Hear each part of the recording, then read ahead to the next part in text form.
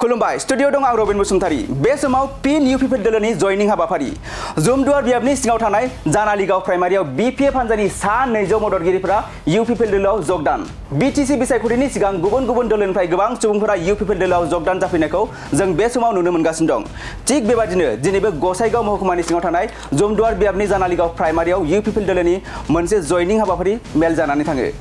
बे जयनिं हाबाफारियाव बिपिएफ हान्जानि गासै सा 200 सुबुंफोरा बिपिएफ दोलो नागारनानै प्रमद बर' दैदेननाय इउपिपिएल दोलोआव जगदान जाफैदों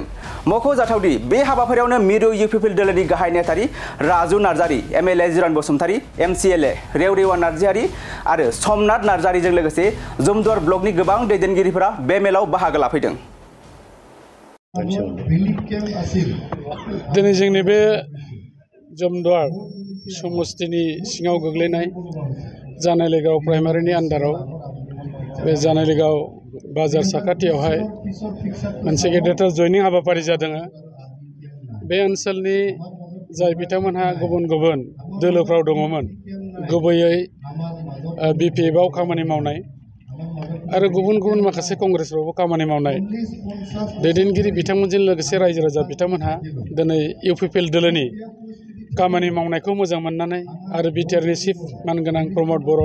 बिथांनि जे मोनसे बाथ्रा बुंनायमोन बे बाथ्राया दिनै मोगथाङाव जाफुंनायखाय बिथांमोना दिनै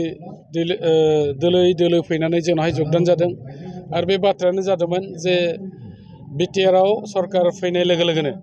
मोनसे खामानिखौ मावग्रोनाय जागोन बे जाबाय गोजोन जोंनि गेजेराव गोजोन थासारिखौ लाबोनाय खारन गोलाव मोनसे सम 17 बोसोर बिपिएफ दोलोआ जे समाव दैदेनदोंमोन आरो हाग्रामा महिलारि बिथाङा जे समाव चिफ जादोंमोन बे 17 बोसोराव जोंनि बे ओनसोलाव गुबुन गुबुन बिथिङाव गोबां माखासे जाथायफोर जादोंमोन हारि माहारिफोरनि गेजेराव मोनसे गावस्रालायनाय जादोंमोन आरो सरकार खुंथायनिफ्रायनो बै समाव सोरखौबा दाबि धमखि खालामनाय सोरखौबा दाय गैयाब्लानो बुदलाबायनाय बेबायदि मोनसे थासारिया जादोंमोन आरो बेखौ नोजोर बोनानै दिनैनि बे 4.5 बोसोराव दिनै सुबुंफ्रा नुबाय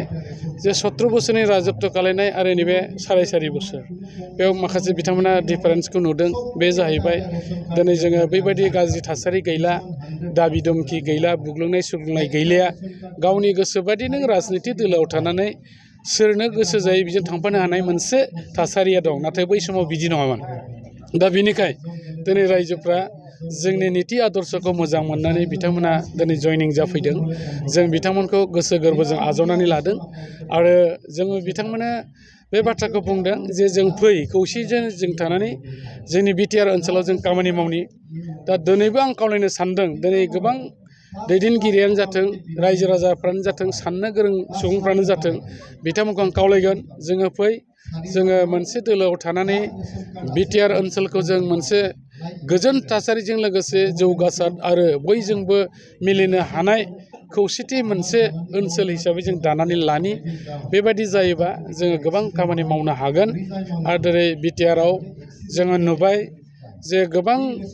माखासे जायगाफ्राव जों गोग्लैसोनायखौ नुदोंमोन नाथाय नैबे सरकार फैखांनायनि उनाव जोङो खना खनला बबे जायगाखौ मा रोखोम जोङो जौगाहोनो हागोन बेनि गासै हाबाफारिखौ जों मावनाय जादों दा बेनिखायनो बे गासै थासारिखौ नुनानै जोंनि रायजो राजाफ्रा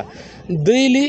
जोंनि खालि जुमदुवार समस्तिल' नङा गुबुन गुबुन जायगाफ्राव जयनिं जागासिनो दं मैयाबो नोंथांमोना हयथ' खौरां मोन्दों दतमायाव बेबायदि गिदिर मोनसे जयनिं हाबाफारि जादोंमोन दा थिग बेबादिनो बे हाबाफारिया दिनै जादों जुमदुवार समस्तियाव इउपिपिएल दोलो देरहानाया बेसेबां जौखोन्दो रोखा जानानै दिनै जुमदुवार समस्तिल' नङा जोङो क'क्राझार जिल्ला हिसाबै क'क्राझार पार्टी जिल्ला नङा सिभिल डिस्ट्रिक्ट हिसाबै क'क्राझाराव मोननै पार्टी जिल्ला दङ क'क्राझार जिल्ला आरो गसाइगाव जिल्ला नाथाय सिभिल डिस्ट्रिक्ट हिसाबै मोनसे क'क्राझारानो दा बेयाव जोङो मिशन क'क्राझार मोनसे लादों मिशन क'क्राझारा जाहैबाय क'क्राझार जिल्लायाव थानाय मोन 19टा जे बियाब दङ बिटिसिनि बे 19टा बियाबखौ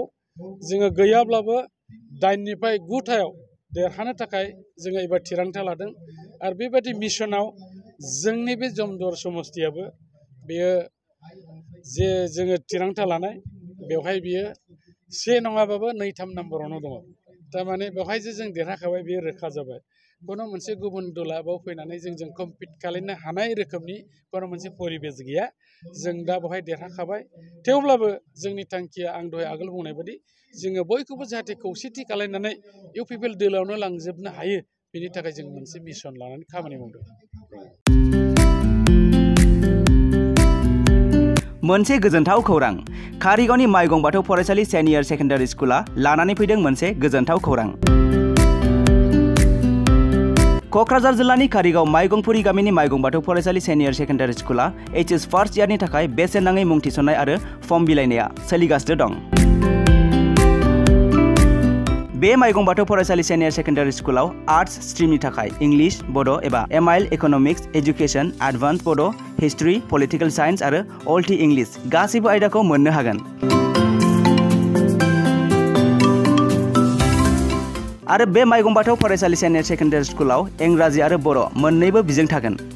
लोगोसे बे फरायसालियाव हिन्जावसा आरो हौवासाफोरनि थाखाय आलादा आलादा हस्टेलनि फेसिलिटिबो दं नोंथाङा जुदि नोंथांनि गथ'खौ HS फार्स्ट इयारनि थाखाय गोदान मुं थिसननो सानदों अब्ला मानोथो गोबाव खालामनो